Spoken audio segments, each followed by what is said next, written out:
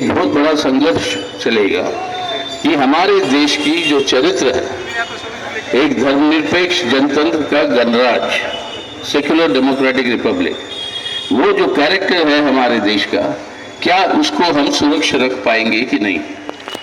ये बड़ी अहम सवाल है। हर चुनाव अहम होते हैं, लेकिन आज का ये चुनाव जो है, इसकी और खासियत है कि और ज्यादा अहम इस बात की है कि अपना भारत जिस तरीके से हम जानते हैं, जिस तरीके से संविधान ने रचना की अपनी भारत की, हमारे देश के अंदर जनतंत्र, हमारे देश के अंदर जनवादी अधिकार, हमारे लोगों के जो हमारे संविधान देता है, क्या वो सब बच पाएगा कि नहीं? ये है मुख्य सवाल इन चुनावों के अंदर। ये क्यों पैदा हुआ ये सवाल? इस तरीके से इतनी बड़ी चुनौती हमारे सामने आई क्यों? क्योंकि पिछले 10 साल आप पन्ना पलटकर पीछे से देखते आइएगा, पिछले 10 साल में जब से ये मोदी सरकार आई देश में, तब से लेकर आज तक हमारे संविधान के 4 जो बुनियादी स्तंभ है, जिन स्तंभों के ऊपर ये संविधान टिका हुआ है, ये बुनियादी 4 स्तंभों के ऊपर बड़ा घोर हमला और उसको कमजोर करने की पूरी कोशिश चल रही है।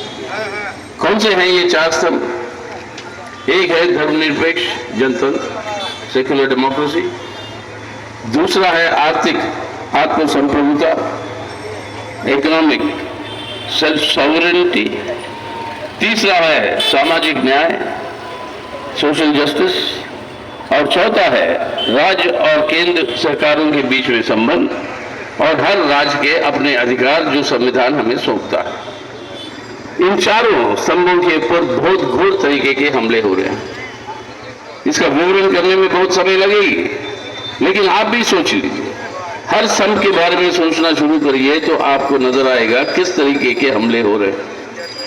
आज हमारे धर्मनिरपेक्ष जनतंत्र पे ही देखिए, हर दिन जो नफरत का वातावरण, जहरीली नफरत का वातावरण आज फैलाया जाता है हमारे देश के अंदर माइनॉरिटीज के खिलाफ, खास तौर पे मुसलमानों के खिलाफ, ईसाइयों के खिलाफ, और ये नफरत के आधार पर ये कोशिश हो रही है आज देश में कि एक सबसे गंदा वोट बैंक पॉलिटिक्स को जो है वो लागू करना चाहते हैं और कर रहे हैं, और वो है कि सांप्रदायिक हिंदुत्व कम्युनल वोट बैंक को वो जो है मजबूत करें। ये इस तरीके की जो सांप्रदायिकरण जो देश के अंदर हो रही है, ये कभी सुना नहीं है।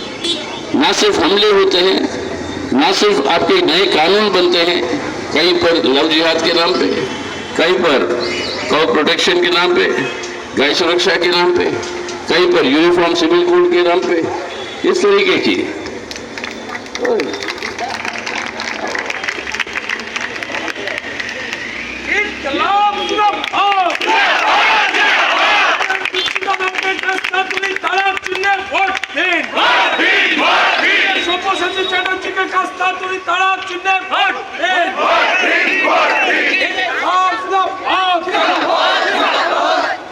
ये हमारी दिल्ली की जेएनयू में पढ़ के एक मोदी सरकार के खिलाफ एक बहुत लड़ाकू हीरोइन के रूप में दीक्षिता वर्कर आई है। मोदी सरकार ने बहुत पीटा, इसको पिटवाया मतलब उसकी पुलिस से, लेकिन इसके बावजूद इसकी आवाज तो कभी दबी नहीं, ना कभी दबेगी। ये तो जनता के हक में काम करते रहेगी।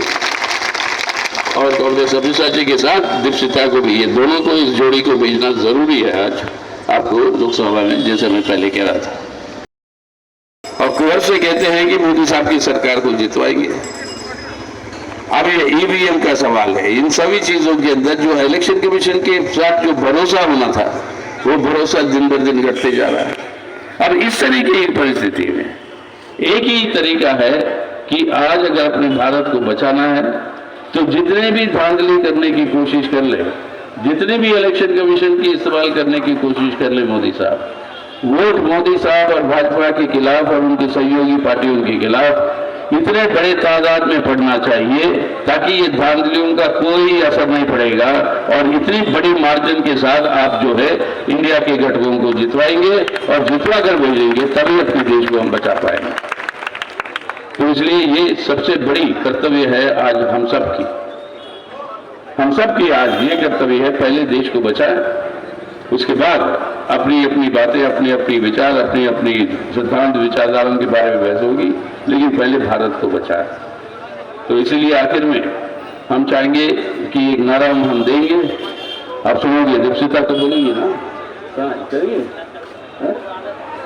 अच्छा, हो गए।